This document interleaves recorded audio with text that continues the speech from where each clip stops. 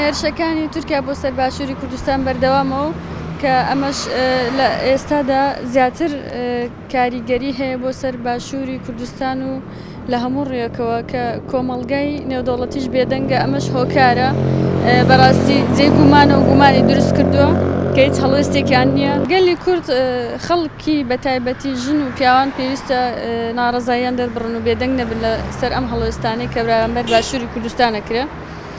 وەکو دەبینین ئەم هێرشانەی بۆ سەر باشووری کوردستان دەکرێت بە گشتی کێشەی کۆمەڵایەتی و سیاسی و ئابووری لێ دەکرێتەوە. لێرەشدا ژن قوربانیە و ژن ئەم قوربانیە جێژێ لە هەموو کێشە کۆمەڵایەتەکاندا.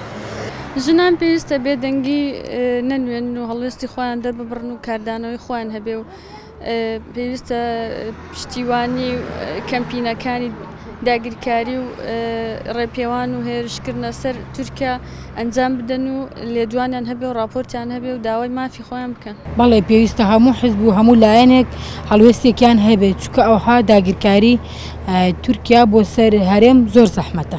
پێویستە حزبەکان گشتی یەک بگرێت و گەلی کورد بەعامێک بگرێ بۆ ئەوەی کە ئەو داگیرکاریە نەمێنێت.